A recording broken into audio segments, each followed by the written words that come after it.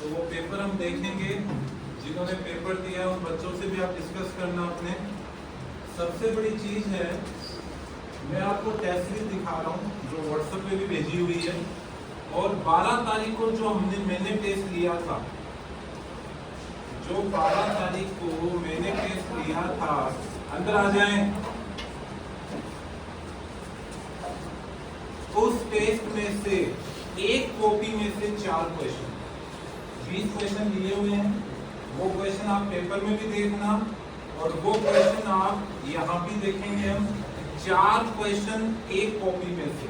मैंने आपको ये बोला भी था कि देखना मेरे वाली कॉपी उठा लेना, उसमें से आपको बहुत सारे क्वेश्चन मिल जाएंगे। तो टेस्ट सीरीज में एक कॉपी जो 12 तारीख को लिए उसमें से 4 और 13 को लिए उसमें से 3 क्वेश्चन, मतलब 20 क्वेश्चन हैं। GS3 में 2 कॉपी से 7 क्वेश्चन आए हुए हैं।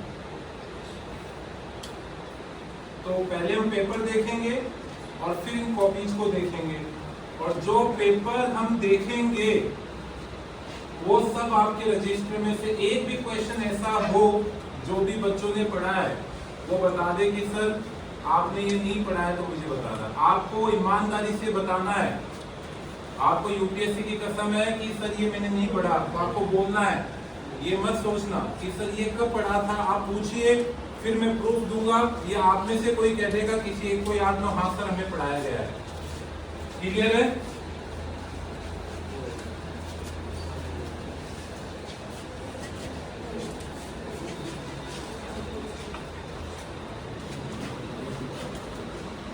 अंदर आ जाइए, जगह है, थोड़ा इधर हो।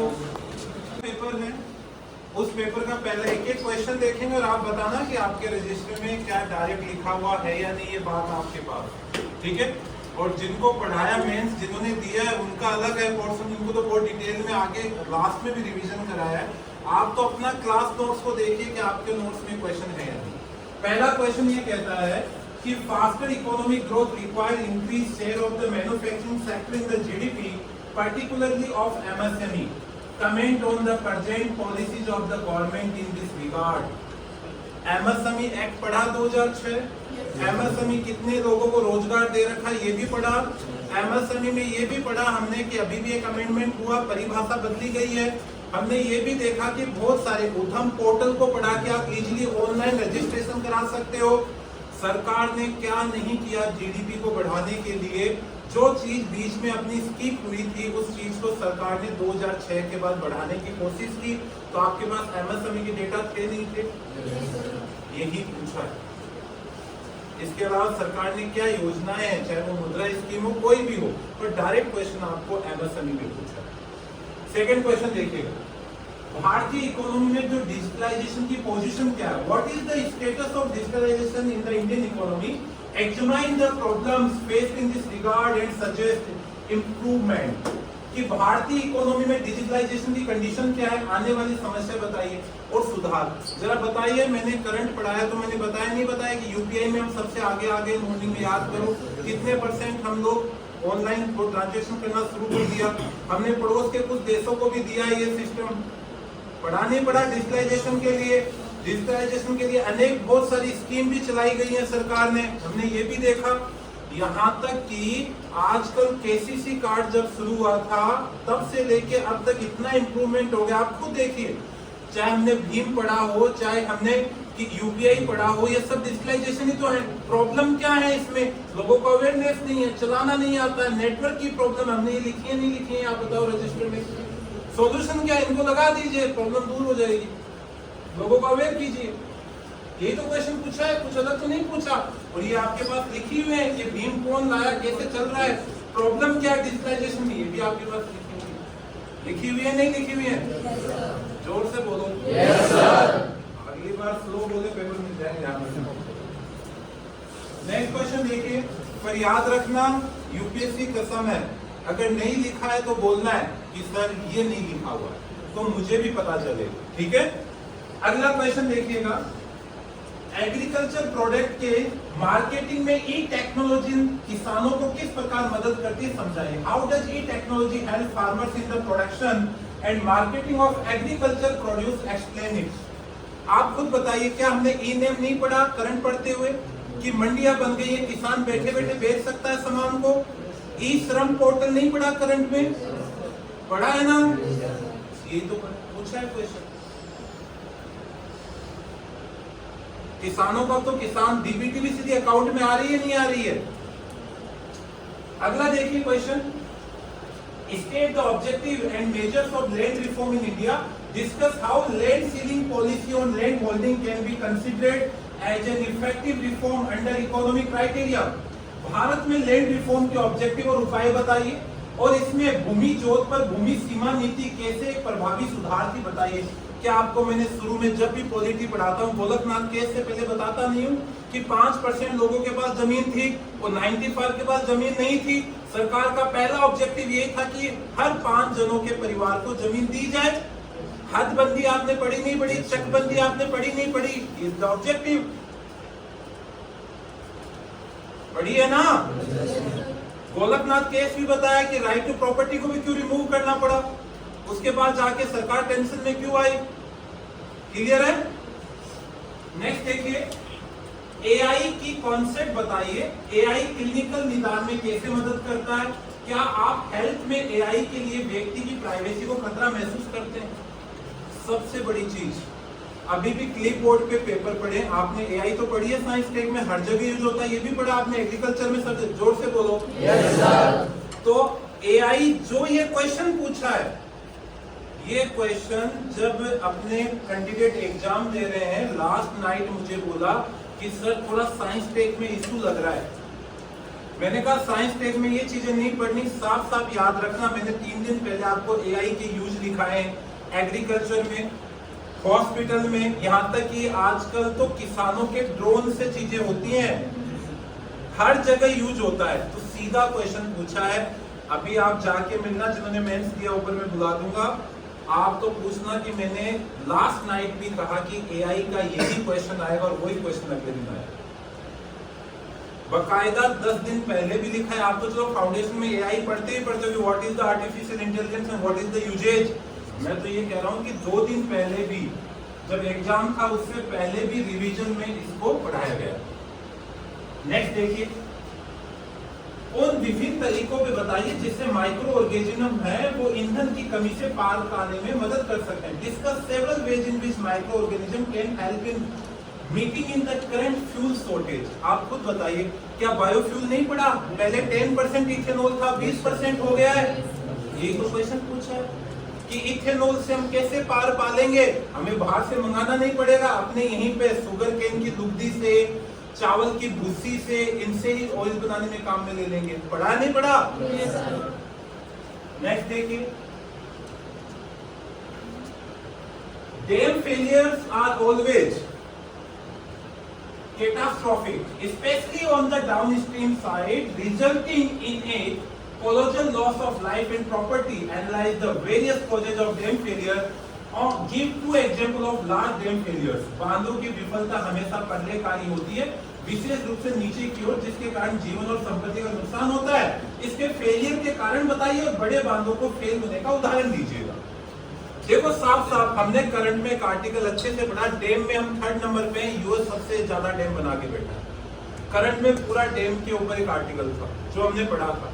इनको तो 7 दिन पहले ही पढ़ाया मेंस वालों को, तो क्वेश्चन दिया है डैम के ऊपर, जो अभी आपको मैं क्वेश्चन दिखाऊंगा। लेकिन आपको करंट में डैम, अब खुद बताइए डैम फेलियर क्यों है? या तो यस, या तो मिट्टी ज्यादा जमा हो गई, या पानी का ज्यादा ओपन कर दिया तो पानी का बहाव ज्यादा आ गया है, और जब वो फेलियर होगा और वो टूटेगा तो लोग तो मरेंगे ही मरेंगे, है या नहीं है? सबसे बड़ा करंट में अभी कलकत्ता वाला देख लो, कलकत्ता में भी डैम टूट गया, कितना न्यूज में रहा था।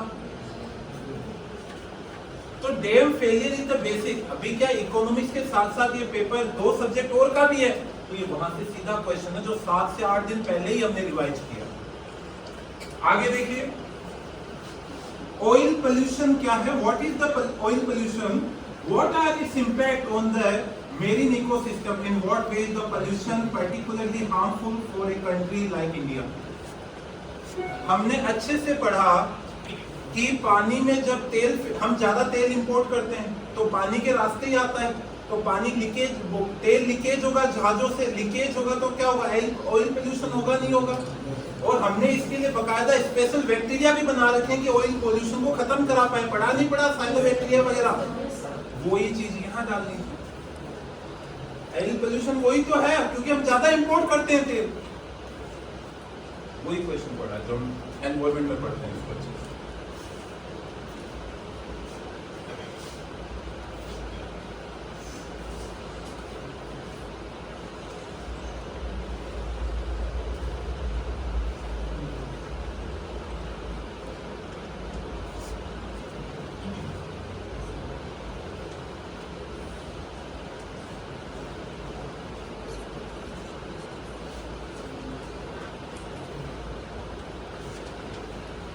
अगला देखिए, आतंकवाद प्रभावित क्षेत्रों में वहां की जनता का विश्वास बहाल करने के लिए दिल और दिमाग जीतना जरूरी होता है। इसमें जम्मू कश्मीर में अपनाए गए उपाय बताइए। सिक्योरिटी साथ में, और सिक्योरिटी में पढ़ते हैं क्या, 4 ही चैप्टरों में जो डिटेल में नक्सलाइट है, टेररिज्म है, बहुत डिटेल में पढ़ते हैं। और जब करंट में इस को थोड़ा दूर रखते हैं, लेकिन मुश्किल से 10 दिन पहले सिर्फ 4 पेजेज कराएं। सबसे बड़ी चीज आपको सोसाइटी की मैंने ग्लेंस दिखाई, उसमें भी टेररिज्म है। टेररिज्म के सॉल्यूशन, जैसे कम्युनिज्म है वैसे ही टेररिज्म के सॉल्यूशंस, टेररिज्म के क्या कारण है। और आप खुद बताइए, टेररिज्म से निजात कैसे पा सकते हैं? पहले कारण हमें पता है, वहां पढ़े हैं, तो सॉल्यूशन वही थे। उन लोगों को वो सुविधाएं दे दी जाए, उनको अवेयर किया जाए जिनके कारण वो लड़ रहे हैं। फॉर एग्जाम्पल वहां पे फैसिलिटी बढ़ाई जाए।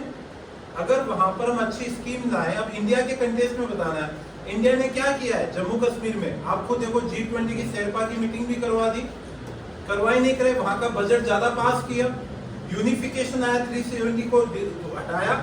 बस वही तो उपाय बताना है कि जम्मू कश्मीर में इंडिया ने किया क्या है, इसलिए टेररिज्म एक्टिविटी रिड्यूस हुई है। वही कारण यहाँ लिखने थे आप। नेक्स्ट देखिए, the use of unmanned aerial vehicles by or adversely across the borders to ferry arms, ammunition, drug, etc. is a serious threat to the internal security. Comment on the measure being taken to tackle this threat. आजकल पता है drone से हथियार गिरा देते हैं और गिरा देते हैं, आप आए दिन न्यूज में पढ़ते हो। सिक्योरिटी का चैप्टर, क्योंकि सिक्योरिटी में 4 ही 5 चीज है जो पढ़नी होती है। आपको पता है ड्रोन से जो आजकल प्रॉब्लम है या नहीं। थोड़े दिन पहले आपने देखा ये पंजाब सिंगर की मौत हुई थी, क्या नाम है, मुझसे आप उसमें बकायदा बोला कि पाकिस्तान से हथियार ड्रोन के थ्रू पहुंचाए गए थे उस आदमी के पास। तो ये एक सीरियस थ्रेट है ना, उसको सॉर्ट आउट कैसे कर सकते हैं? राडार सिस्टम को मजबूत कीजिए, यही तो कर सकते हो। और क्या कर सकते हो? राडार सिस्टम को मजबूत कीजिए। सबसे बड़ी चीज है सैटेलाइट सिस्टम को मजबूत कीजिए, अच्छे सैटेलाइट और लॉन्च कीजिए जो इस पे कंट्रोल कर सके। यही तो चीज कर सकते हो। और क्या कर सकते हो? यही तो क्वेश्चन पूछा है कि आज के दिन सबसे बड़ा थ्रेट है।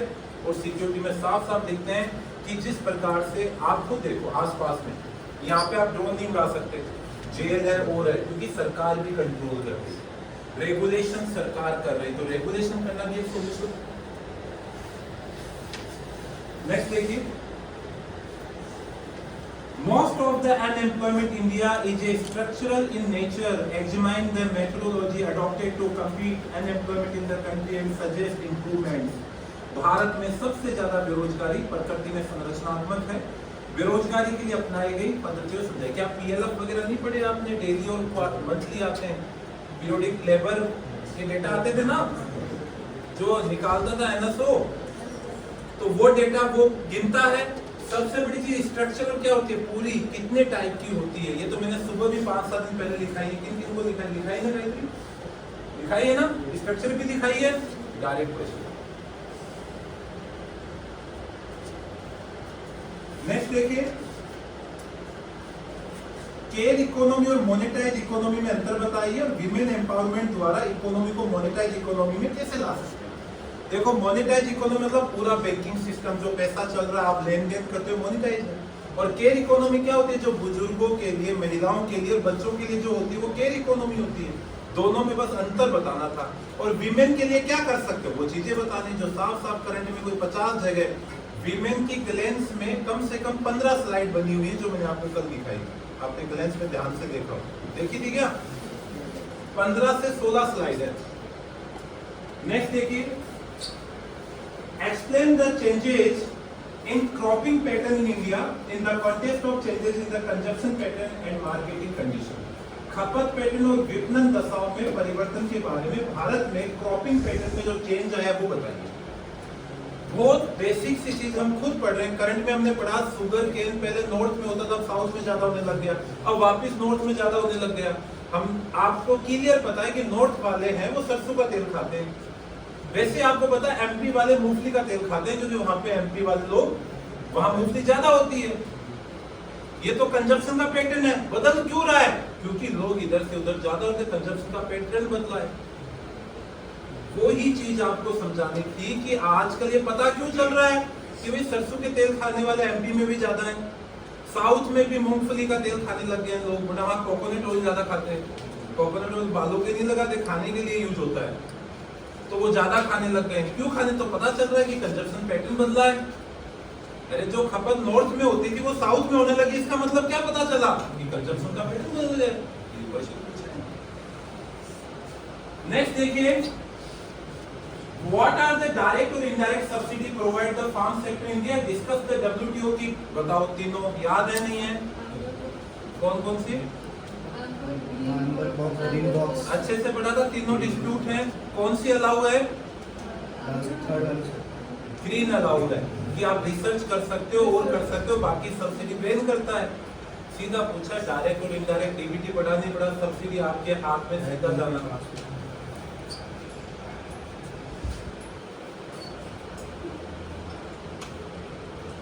इलेक्ट्रिकल व्हीकल को अपनाना दुनिया भर में तेजी से बढ़ रहा है। कार्बन एमिशन को कम करने के लिए इलेक्ट्रिक व्हीकल कैसे कंट्रीब्यूट करते हैं, तो ये कैसे ज्यादा बेटर प्रॉफिट दे सकते हैं, ये क्वेश्चन पूछा।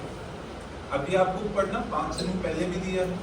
और इलेक्ट्रिकल व्हीकल तो एक बच्चा भी थोड़ा बहुत पढ़ता है, उसे पता है कि कैसे वो पॉल्यूशन को कम कर रहा है। इसके लिए बताओ, इलेक्ट्रिकल व्हीकल के लिए मैंने कौन से प्लान लिखा है दो आपको, जिन्होंने करंट पढ़ा, बताओ।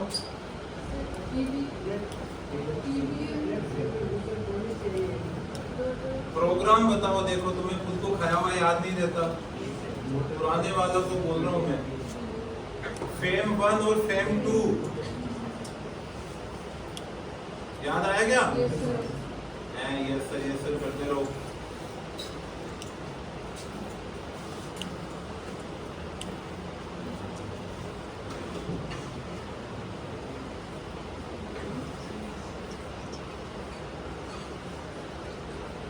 देखो चंद्रयान 3 की तो लैंडिंग भी देखी थी। yes, sir. आपको बताया भी था काम कैसे करता है, क्या करता है। डायरेक्ट क्वेश्चन पूछा, 1 2 3 तीनों में डिफरेंस करके भी बताया था। ये क्या ढूंढेगा, सेकंड अपना फेल हुआ था हमें पता है, फर्स्ट सक्सेस था, थर्ड है साउथ मून पे उतरा है। क्या कारण थे, क्या अपडेट चीजें आप पूछेंगे डायरेक्ट। नेक्स्ट क्वेश्चन देखिए, भारत सरकार द्वारा वेटलैंड प्रोग्राम शुरू किया गया, रामसर पर वेटलैंड के नाम लिखे। बताओ कितने अच्छे से पढ़ा है, पढ़ा नहीं पढ़ा? पढ़ा ना रामसर वेटलैंड पूरा। सीधा क्वेश्चन है। सारी वेटलैंड याद कराते नहीं कराते आपको एनवायरमेंट में सुबह? नेक्स्ट देखिए, क्लाइमेट चेंज करने के लिए आईपीसीसी ने 21वीं सेंचुरी तक 1 सेंटीमीटर बढ़ाने की बात की थी, 1 मीटर। इंडियन ओशन में भारत और दूसरे देशों में इसका क्या प्रभाव पड़ेगा? पढ़ी नहीं पढ़ी आईपीसीसी? इंडियन पैनल रिपोर्ट आई थी क्लाइमेट चेंज पे। मैंने 10 दिन पहले क्वेश्चन दिया था और आपको एनवायरमेंट में बहुत डिटेल में पढ़ाया गया। और इंडिया और चाइना को सबसे ज्यादा नुकसान बताएगा, पहले ये डूबेंगे इंडियन ओशन के लिए, इसलिए क्योंकि ग्लेशियर पिघलेंगे, क्लाइमेट चेंज ज्यादा हो रहा है, टेम्परेचर बढ़ेगा तो ग्लेशियर पिघलेंगे, सी लेवल इंक्रीज होगा, तो ये पहले डूबेंगे। आईपीसीसी याद आ रही है क्या? नेक्स्ट देखिए, भारत द्वारा सामने की जाने वाली इंटरनल थ्रेट क्या है, इनको पार पाने के लिए जो भी अपनी इन्वेस्टिगेशन एजेंसी उनका रोल बताइए। क्या ग्लेंस में था ना था इंटरनल थ्रेट पूरी? आपको इंटरनल थ्रेट क्या है उस दिन भी कहा, सेम क्वेश्चन यहाँ पे रिपीट हो रहा है लगभग 1 वाला ही। अरे इंटरनल क्या है आपका? वही कम्युनलिज्म, आपका रीजनलिज्म, आपका कास्टिज्म, वही तो प्रॉब्लम है, आपकी थ्रेट है, उनको दूर कैसे पा सकते हो? अवेयरनेस बढ़ाइए, एजुकेशन लिटरेसी पे काम कीजिए। अगला क्वेश्चन देखिए, ये भारत में ये टेररिज्म को फिनांस करने के लिए अनेक give out the major source of terror funding in India are the efforts being made to curtail these sources. In the light of this, also discuss the aim and objective of the NMFT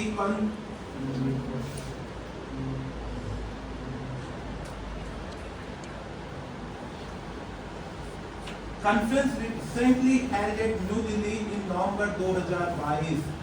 आतंकवाद की कटौती करने के लिए प्रयास बताइए। और दिल्ली में अभी मीटिंग हुई थी जो कि इंटरपोल ने कराई थी 2022 में, करंट में बकायदा पड़ी थी। रिवीजन मैंने तो ये क्वेश्चन दिया अभी जस्ट इनको 5 साल पहले ही। अब सोचो आतंकवाद के लिए प्रॉब्लम सबसे बड़ी तो पाकिस्तान ही है जो फंडिंग करता है। इंडिया के ही प्रयास थे कि उसको ग्रे लिस्ट में डलाया हमने, अब ब्लैक लिस्ट करने के लिए भी आदेश दिलवाए। यूएन में हमने उसको टेररिज्म के लिए कई टेररिस्ट में उनको हमने डिक्लेयर करवाया उनको बैन करने के लिए, किया नहीं किया। और अभी ये पूछा कि दिल्ली कॉन्फ्रेंस हुई है उसमें क्या बात हुई, सबसे बड़ी बात यही हुई थी कि टेररिज्म की परिभाषा तय करो। क्यों जरूरी है डेफिनेशन को तय करना, क्योंकि चाइना जैसे देश है हमेशा सपोर्ट कर।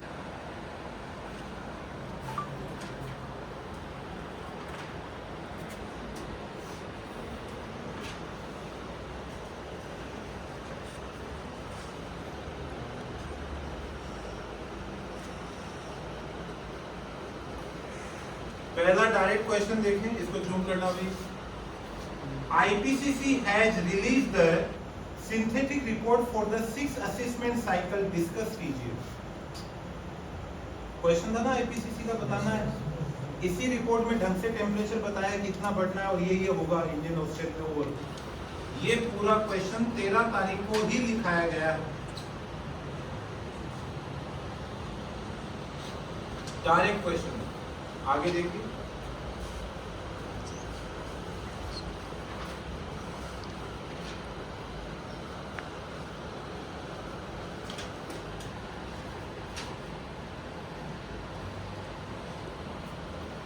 अगला क्वेश्चन देखिए, Why need of a national electronic vehicle policy in India and what is the challenges of electrical vehicle and electrical vehicle industry? Discuss कीजिए कि इलेक्ट्रिकल व्हीकल के लिए क्वेश्चन है ना, डायरेक्ट कराया था और इसने आंसर में डाला भी, देखो COP27 डाला, एनडीसी डाली, इसने 3 पेज में लिखना था ये। इसने इलेक्ट्रिकल व्हीकल पॉलिसी डाल दी, फिर इसने चैलेंजेस डाल दिए, क्या क्या चैलेंजेस थे क्या नहीं थे, ये सारे जो 5 दिन पहले ही लिख के गई है।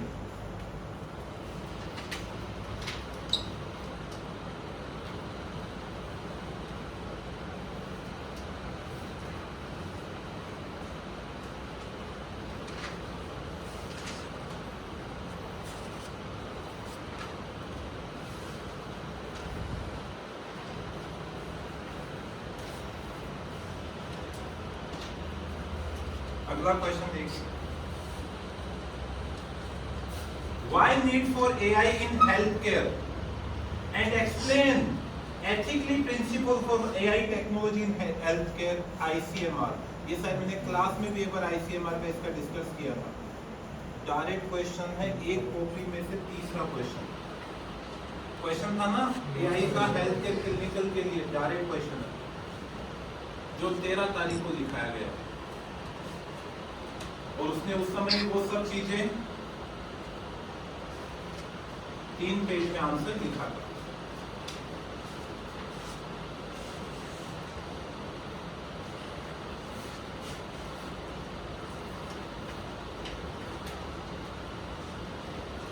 ये वो कॉपी है जिससे 3 क्वेश्चन है, एक कॉपी और है जिससे 4 क्वेश्चन है।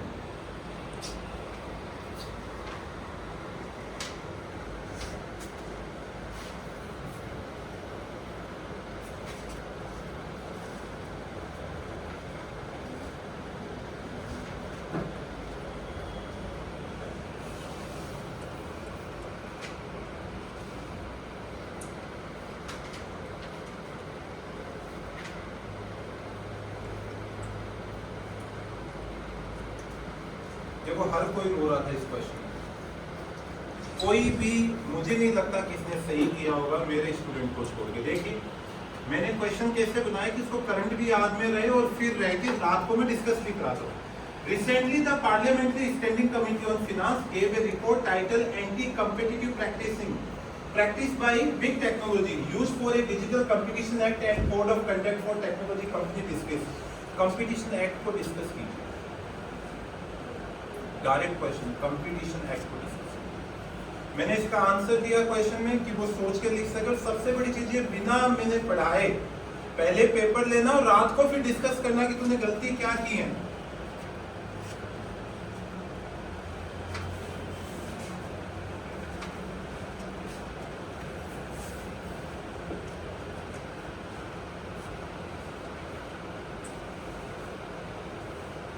देखो, मैंने लोन वॉल्फ टेररिज्म पे कमेंट करने के लिए बोला कि डायमेंशन को क्लियर कीजिए. तो टेररिज्म की सबसे बड़ी प्रॉब्लम, एक बार अटैक किया छिप गए. कारण क्या है? इनको फंडिंग की जा रही है और फंडिंग को रोकना ही सॉल्यूशन है इनका सबसे बड़ा.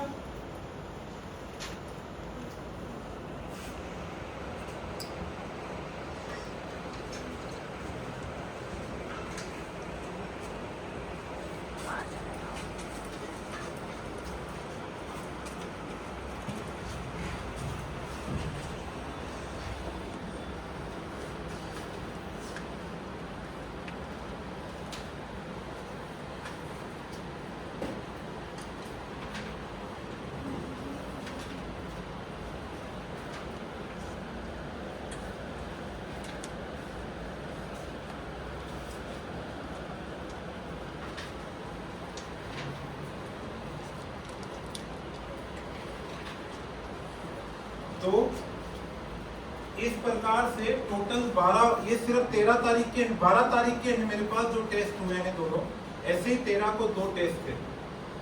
ये सभी टेस्ट जिन स्टूडेंट ने दिए उन्हीं से टोटल में कहूँ 3 कॉपी से 9 क्वेश्चन थे जो 20 करने थे. 3 और 2 5 और 4 9 क्वेश्चन. आई बात समझ में आपको? तो कहने का मतलब इतना सा ही था. एक जीएस का देखते हैं, जिन्होंने एथिक्स पढ़ी है मुझसे, एथिक्स वाले बच्चे हैं ना? Yes sir. पेपर देखिए एथिक्स का.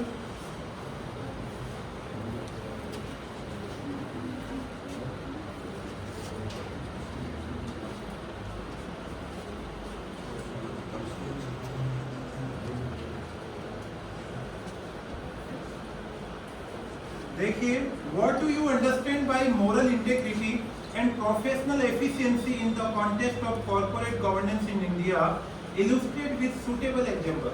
भारत में कॉर्पोरेट शासन के बारे में नैतिक ईमानदारी और पेशेवर दक्षता से आप क्या समझते हैं? क्या आपने नहीं पढ़ा? डिटेल में बताओ, आपके रजिस्टर में है या नहीं? Yes sir. जोर से बोलो. किसके? हमने ये नहीं लिखा कि कोऑपरेटिव सेक्टर में और हर सेक्टर का पढ़ा ना इंटीग्रिटी, किसमें मोरल वो होनी चाहिए. Yes sir. नहीं, इन्होंने इनको तो अभी पढ़ाई, आपको तो पहले पढ़ाई है, इनको तो अभी पढ़ाई है. देख, उसमें बकायदा कॉर्पोरेट सेक्टर में कैसे ईमानदार रह के काम करना चाहिए. क्या ये 1-1.5 पेज लिखा है, नहीं लिखा है आपको? Yes sir. आगे देखिए question. International aid is accepted from helping resource challenged nations. Comment on ethics on contemporary international aid. Support your answer with suitable. संसाधन के अभाव में ग्रस्त राष्ट्र की मदद करने के लिए अंतर्राष्ट्रीय सहायता और स्वीकृत व्यवस्था है. देखिए, ये वो क्वेश्चन था, एक सेकंड, कि इंटरनेशनल सहायता के लिए, देखो एक क्वेश्चन ये मिस हो गया मेरे से. ये कल पढ़ा था वाटर रिसोर्सेज पे क्वेश्चन था, पढ़ा था ना? याद नहीं है? कल वाटर वाले पे, कल वाले पेपर में क्वेश्चन पढ़िए. The UN 2023 water conference was held in New York, को होस्टेड बाय नीदरलैंड और तजाकिस्तान. डिस्कस कीजिए. एक क्वेश्चन ये था. कल वाटर वाला क्वेश्चन देखा, याद है क्या? Yes sir. एक क्वेश्चन ये था इसका.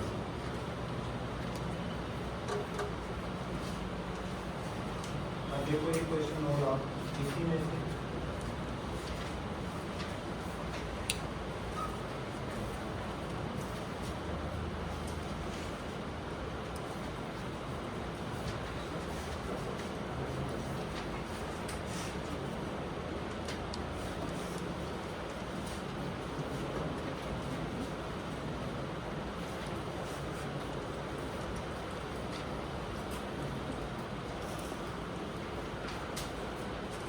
देखो क्वेश्चन देखिए आप एक बार बोर्ड में।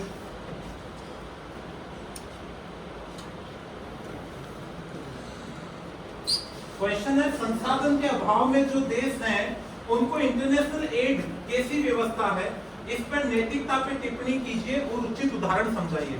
क्वेश्चन पढ़िए। The fifth UN conference on the least development countries, जो अंडर डेवलपिंग कंट्रीज है ना नीचे वाली, उनके लिए भी कॉन्फ्रेंस हुई थी। Concluded with adoption of the Doha political decision by the world leaders, discuss कीजिए। ये क्वेश्चन बोल रहा है कि जो लिस्ट डेवलपमेंट कंसर्न, जो एकदम जिनमें संसाधन नहीं है वो देश कौन से हैं? एलडीसी कंट्रीज हैं। उनके लिए अभी मीटिंग थी, इसलिए क्वेश्चन पूछा गया। नेक्स्ट क्वेश्चन देखिए। करप्शन समाज में बुनियादी मूल्यों की असफलता की अभिव्यक्ति है। आपके विचार में समाज में बुनियादी मूल्यों के लिए क्या अपनाया जाए? क्या ग्लेंस में आप करप्शन की स्लाइड नहीं देखी आपने? क्या कारण है, सॉल्यूशन क्या है, और आपकी वैल्यूज को खराब करते नहीं करते? हमने एथिक्स में पढ़ा नहीं पढ़ा? Yes, sir. कि corruption is the big evil for the society. ये वो वहां से सीधा का सीधा। नेक्स्ट देखिए, जबरदस्ती और अनुचित प्रभाव में अंतर बताना है आपको। ये पूछा है कि जबरदस्ती करना और गलत बिहेव करना, दोनों में अंतर क्या है? अगर ये आपको नहीं आता तो फिर नहीं लिखना चाहिए। क्लियर है?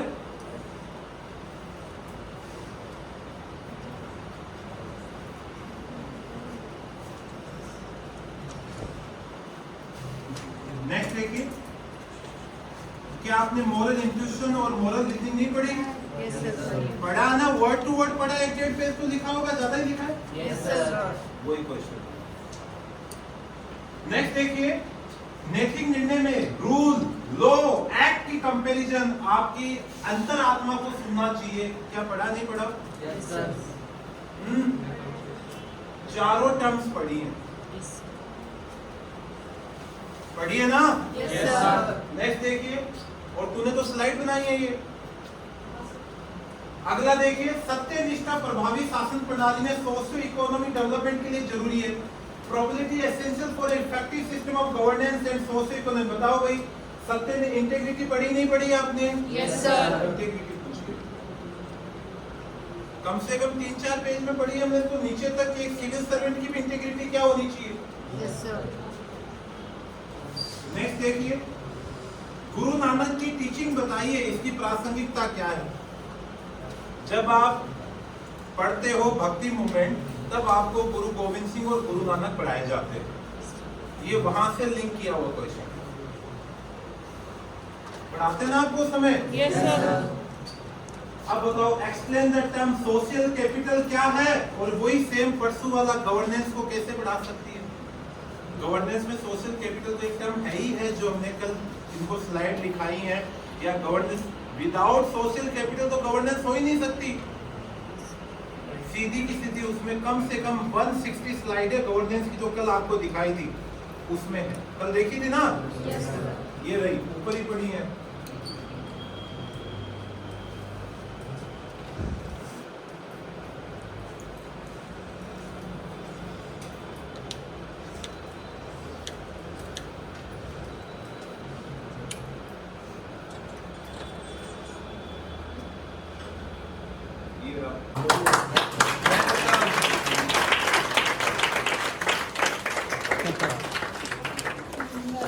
ये कम कम कम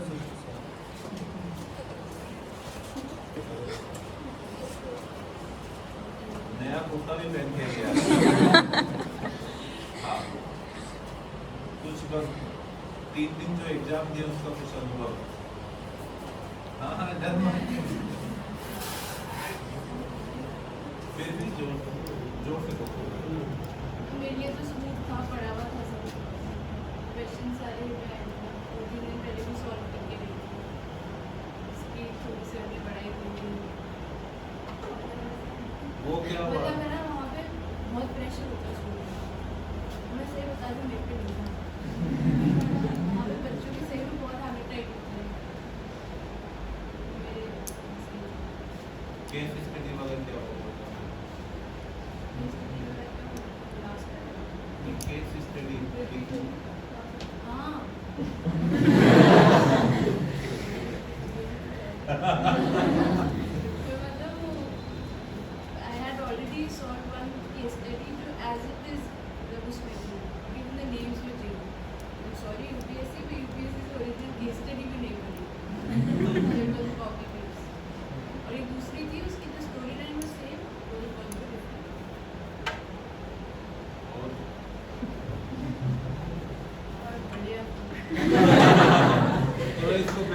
बोलो ऑप्शनल के लिए।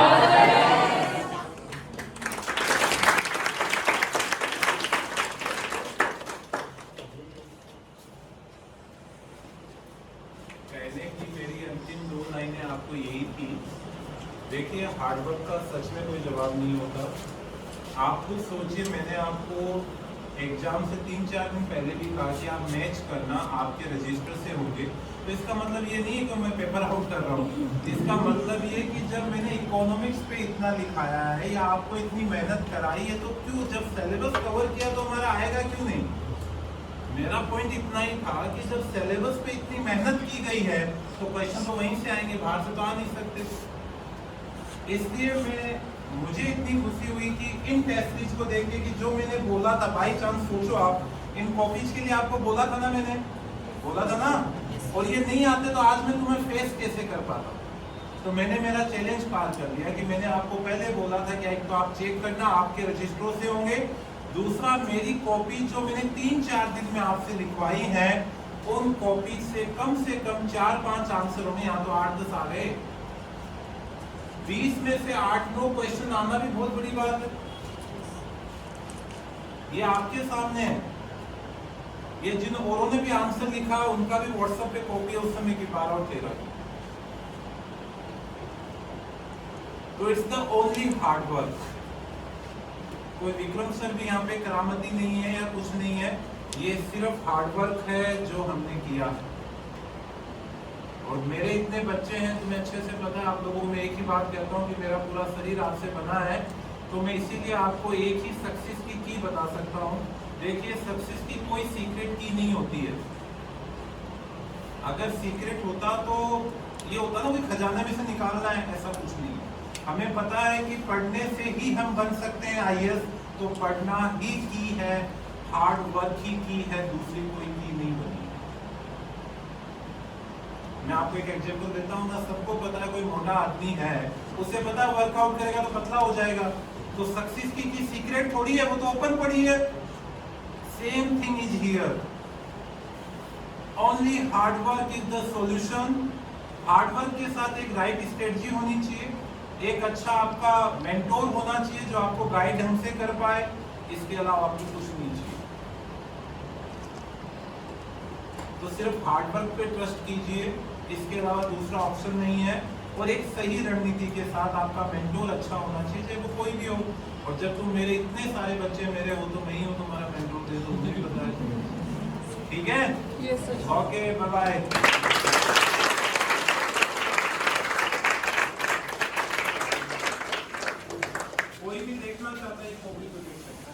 मैंने 3 दिन पहले, हालांकि मैंने तो 80 नंबर टेस्ट दिए हैं, मैं पीछे वाले न तो मैं देख पाया न कुछ और, मैं सिर्फ अभी की बात कर रहा हूँ जो 3 दिन पहले टेस्ट लिया गया, 13 तारीख और 12 तारीख। तो इसमें 9-10 क्वेश्चन है ना आपके। सेकेंड थिंग मैं ये कह रहा हूँ, सबसे बड़ी चीज क्या हुई है जो आप सोच भी नहीं सकते। 6 केस स्टडी आई है। कितनी आई है? 6, जिसमें 2 केस स्टडी डायरेक्ट, वर्ड भी नहीं बदला, एक की स्टोरी पूरी सेम और दूसरे का न तो क्वेश्चन बदला न वर्ड बदला।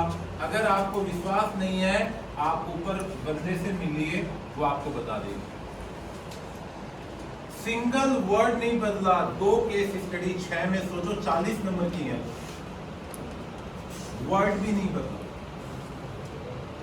आप ये चाहते हैं बकायदा, मेरे पास कॉपी वो मुझे नहीं मिली, लेकिन आप निकाल लेना बकायदा उसको, वो जो उसका क्लिप बोर्ड है उस पर उसके आंसर आज भी लिखे पड़े कि पहले का ही आंसर।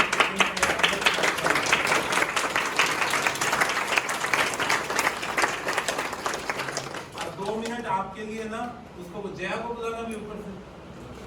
अब जिसने मेंस दिया आप उससे मिलो 2 मिनट के लिए, क्योंकि मैं टाइम खराब नहीं करना चाहता। 4 ही दिन है, ऑप्शनल है,